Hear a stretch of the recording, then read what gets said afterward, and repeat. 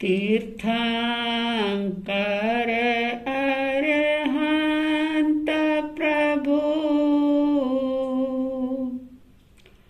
वीतराग भगवान स्वीकारो मेरी वंदना भवतारक जलयान परमेष्टि की वंदना शमन करे भवताप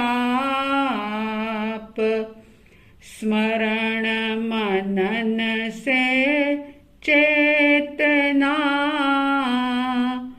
जागे अपने आप। श्रद्धालु जिज्ञासु श्रोताओं, महापुरुषों का सुनो चरित्र, जीवन अपना करो पवित्र। इस श्रृंखला में आज हम बात करेंगे आचार्य वृद्धवादी की। जैन परंपरा में आचार्य वृद्धवादी का एक बहुत ही उच्च स्थान है। इनका जन्म कौशल ग्राम में हुआ था और जन्म का नाम मुकुंद था, लेकिन आगे जाकर के ये वृद्धवादी आचार्य के नाम से प्रसिद्ध हुए। इनका मुकुंद नाम खो गया।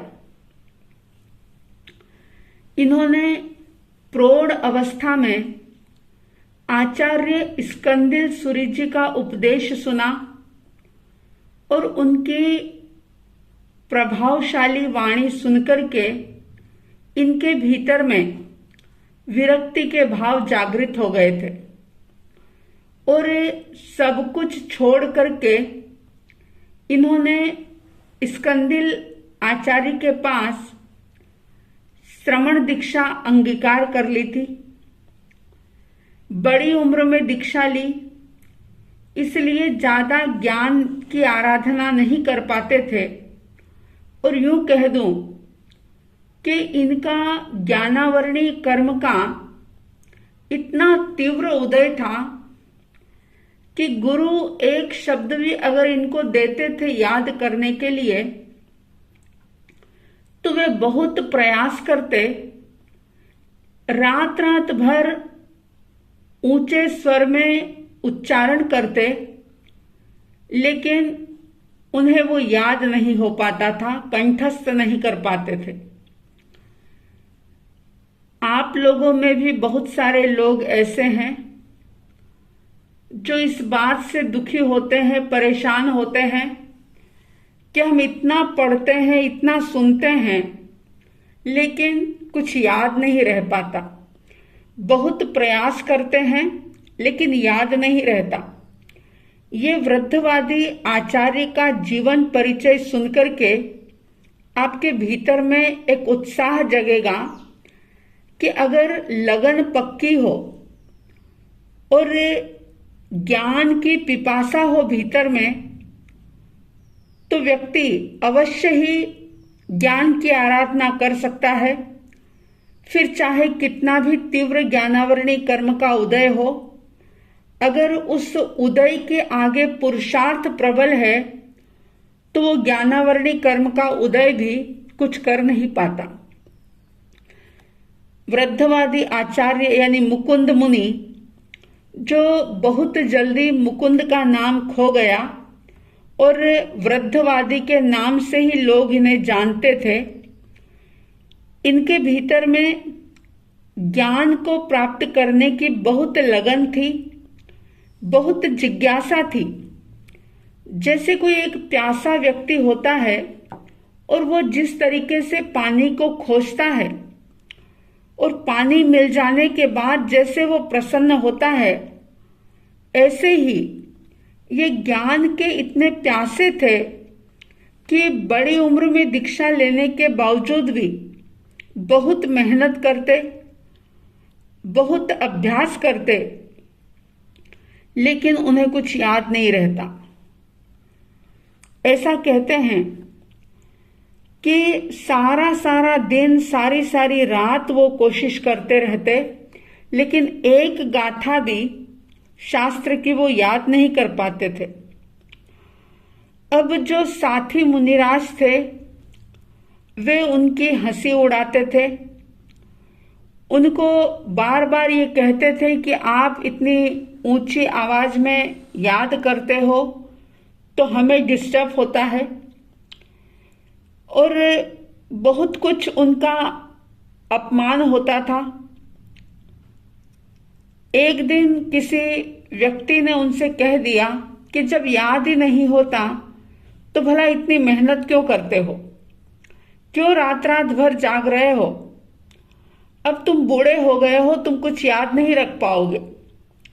ये बात उस संत के मन में चुभ गई और उन्होंने अपने गुरु के पास आकर के कहा कि गुरुदेव, आप कोई ऐसा उपाय बताओ कि जिससे मैं ज्ञान की आराधना कर सकूं।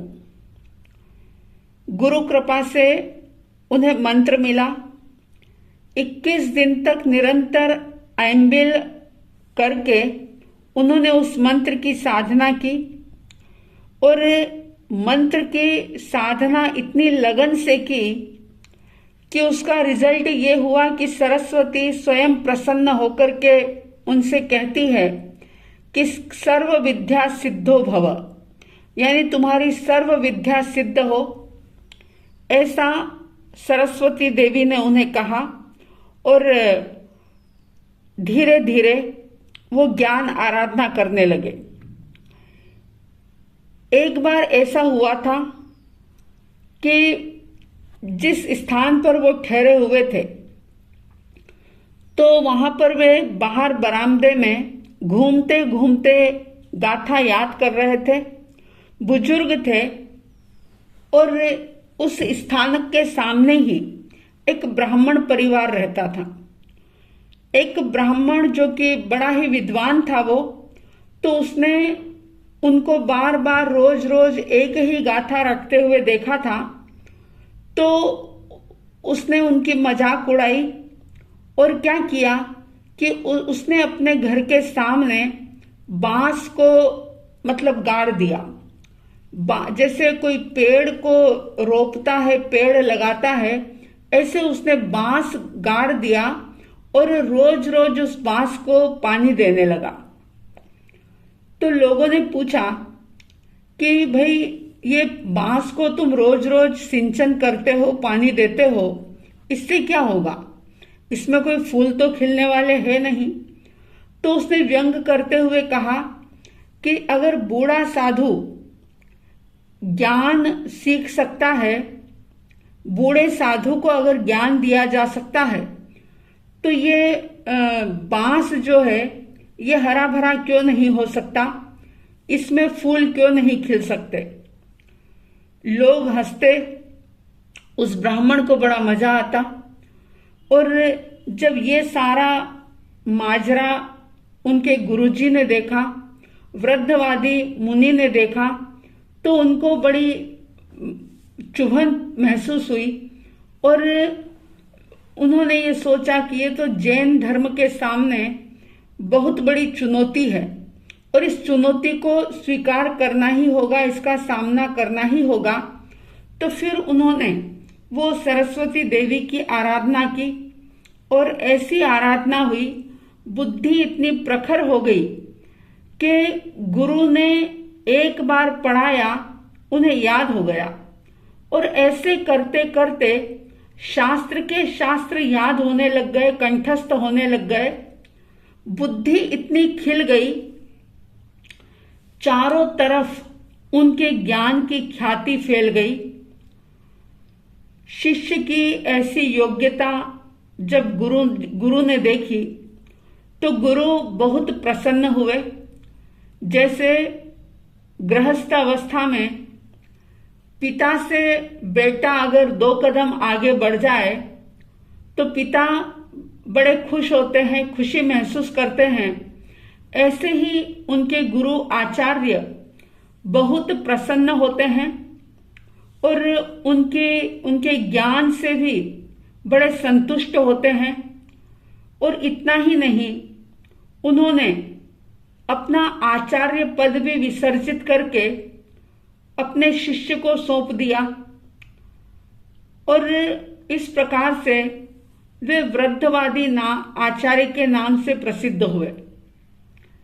इन्होंने अपने जीवन में प्रभावक चरित्र नाम का बहुत बड़ा ग्रंथ भी लिखा और ऐसे जैन धर्म की बहुत उन्होंने प्रभावना की, बहुत प्रभु महावीर की वाणी को दूर दूर तक पहुंचाया।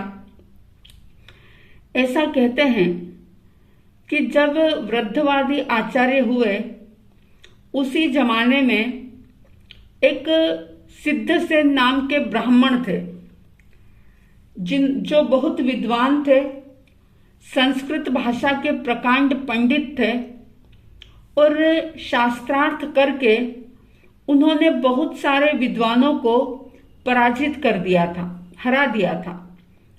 और ज्ञान का अहंकार उनके रोम रोम में बसा हुआ था। चारों ओर उनकी विद्वत्ता की धाक थी। उस सिद्धसेन ने एक घोषणा की कि जो कोई भी व्यक्ति मुझे शास्त्रार्थ में हरा देगा, मैं उसका शिष्य बन जाऊंगा। क्योंकि ज्ञान का प्रदर्शन करने का भाव ज्यादा था। जहां भी मौका मिलता वे अपने ज्ञान का प्रदर्शन करके शास्त्रार्थ के द्वारा कई विद्वानों को हरा देते थे। और ऐसा करके उनका अहंकार इतना बढ़ गया, अहंकार सिर चढ़कर बोलने लगा। और जब उन्होंने ये घोषणा की तो अनेकों विद्वानों ने सिद्धसेन को हराने की कोशिश की, लेकिन वे सारे विद्वान असफल हो गए। लोगों ने सिद्धसेन से कहा कि तुमने हम सबको तो हरा दिया, लेकिन अगर तुम वृद्धवादी आचार्य से वाद विवाद में शास्त्रार्थ में जीतो, विजय प्राप्त करो, तो हम जाने कि वास्तव में तुम ज्ञानवान हो। अब सिद्धसेन के सामने बहुत बड़ा चैलेंज था। उसने इस चुनौती को स्वीकार किया और खोज करने लगा कि कहाँ मिलेंगे वृद्धवादी आचार्य मुझे। बहुत खोज करता है वो, और अचानक एक बार इधर वृद्धवादी आचार्य विहार कर रहे थे और जंगल में दोनों का आमना सामना हो गया। सिद्धसेन वृद्धवादी आचार्य से मिलते हैं और कहते हैं कि मुझे आपसे शास्त्रार्थ करना है, वाद विवाद करना है। वृद्धवादी आचार्य, जिनके भीतर में ज्ञान के साथ नम्रता थी और सिद्धसेन के अंदर ज्ञान के साथ अहंकार था। जब ज्ञान सम्यक होता है तो वो भीतर में नम्रता पैदा करता है, और जब ज्ञान मिथ्या होता है तो वो बहुत ज्यादा अहंकार पैदा करता है, प्रदर्शन का भाव भीतर में जागता है, और जब भी कभी मौका मिले वो हर किसी को हराने की सोचता है। वृद्धवादी आचार्य का ज्ञान बहुत ही निर्मल था। उन्होंने बड़ी नम्रता से पूछा कि ज्ञान में वाद विवाद कैसा? ऐसा करो, जो ज्ञान आपके पास है आप मुझे दो, और मेरे पास जो ज्ञान है वो मैं आपको दूंगा। इसमें वाद विवाद या शास्त्रार्थ करने की क्या बात है? सिद्धसेन कहता है कि विवाद नहीं करना हो तो हार मान लो। आचार्य ने कहा कि देखो, हार जीत ये तो संसार के शब्द हैं, इनसे हम साधकों का कोई संबंध ही नहीं है। वृद्धवादी आचार्य का ज्ञान इतना निर्मल था, और आप जानते हैं कि अहंकार जो होता है वो ज्ञान को दूषित कर देता है, और अगर ज्ञान के साथ अहंकार हो तो ये समझ लेना चाहिए कि गागर में पानी थोड़ा है, क्योंकि अधजल गगरी छलकत जाए, कहावत भी है ना। ज्ञानी जो होते हैं वो बिल्कुल भी अभिमान नहीं करते। आचार्य वृद्धवादी ने देखा कि अब सिद्धसेन की प्रबल भावना है वाद विवाद करने की, तो उन्होंने स्वीकार कर लिया कि कोई बात नहीं, अगर तुम वाद विवाद ही करना चाहते हो तो कोई बात नहीं, चलो इस बहाने ही ज्ञान का आदान प्रदान हो जाएगा, और संभव है कि मुझे कुछ नया जानने को मिल जाए तुमसे। अब दोनों जंगल में पेड़ के नीचे बैठ जाते हैं। अब ये बात सामने आई कि निर्णय कौन करेगा कि कौन जीता कौन हारा। तो वहां पर कुछ ग्वाले थे जो गाय चरा रहे थे, उन्होंने उनको सबको बुला लिया और उनको ही निर्णायक बना दिया कि ये ग्वाले जो निर्णय करेंगे वो हमें स्वीकार होगा। अब सबसे पहले सिद्धसेन ने बात अपनी प्रारंभ की। विद्वान थे, और जैसा कि मैंने बताया कि जिसके भीतर में अहंकार होता है वो अपने अहंकार को प्रदर्शित करता है। लालित्यपूर्ण भाषा, ऊंचे ऊंचे शब्द, बिल्कुल शुद्ध संस्कृत में वो वार्ता करते हैं। अब जो बेचारे ग्वाले ग्रामीण लोग जो बैठे हुए थे उनको कुछ भी समझ में नहीं आया। जब सिद्धसेन की बात पूरी हो गई तो वृद्धवादी आचार्य ने अपनी बात कहना प्रारंभ किया, और आचार्य समय की नजाकत को जानने वाले थे, क्योंकि जो काल को जानता है, जो कालज्ञ होता है, वही सर्वज्ञ होता है। तो जब वृद्धवादी आचार्य ने देखा कि संस्कृत तो मुझे भी आती है, प्राकृत आती है, लेकिन ये जो गांव के ग्रामीण लोग बैठे हैं इनको तो बेचारों को कुछ समझ नहीं आएगा, तो इसलिए उन्होंने उनकी ग्रामीण भाषा में, बिल्कुल सरल सहज भाषा में अपनी बात कही। अब वृद्धवादी आचार्य की बात सारे ही ग्वालों को समझ में आ गई, और जब निर्णय का समय आया तो उन ग्रामीणों ने, उन ग्वालों ने आचार्य वृद्धवादी को विजेता घोषित कर दिया। सिद्धसेन का चेहरा उतर जाता है, और पहले से ये तय था कि ये ग्वाले जो घोषणा करेंगे, जो निर्णय करेंगे, वही हमें स्वीकार होगा। अब सिद्धसेन जो थे वो एकदम से उदास हो जाते हैं। आचार्य ने अपनी करुणा के कारण से उनसे कहा कि देखो सिद्धसेन, निराश होने की आवश्यकता नहीं है।